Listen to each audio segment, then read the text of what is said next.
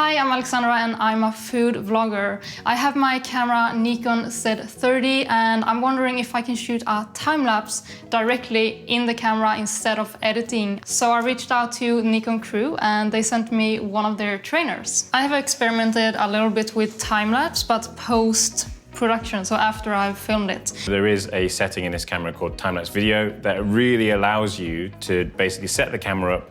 It does then all the hard work and combines it into a time-lapse in camera and just gives you the video file at the end of it.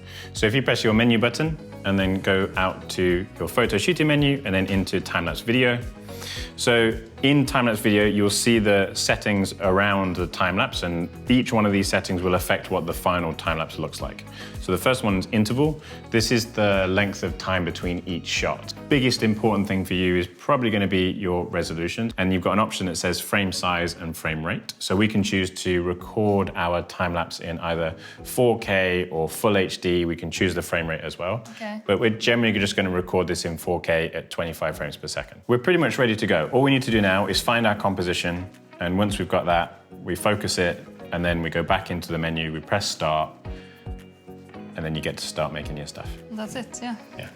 All right, so I think we're all good from like a settings point of view. So if you set up on your tripod, have a think about what you want in the shot, what you don't want in the shot, and from a compositional point of view, I can then jump in and we can make sure that you're in there as well and we don't cut your head off and so on.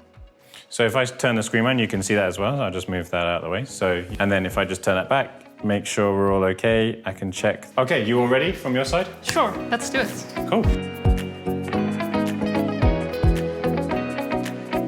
So this looks amazing, and obviously you've created that, but we've also created a pretty cool time-lapse. So as I mentioned, it just creates it straight in the back of the camera. Do I just click here? Yeah, so if you press play on that touch screen, it'll then play.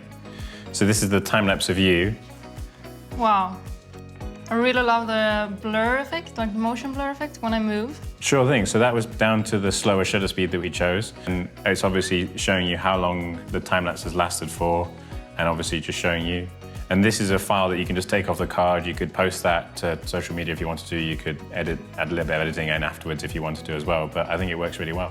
So I've learned a lot about time-lapse and I hope you did as well. If you found this video helpful, please go and watch the other videos in this series.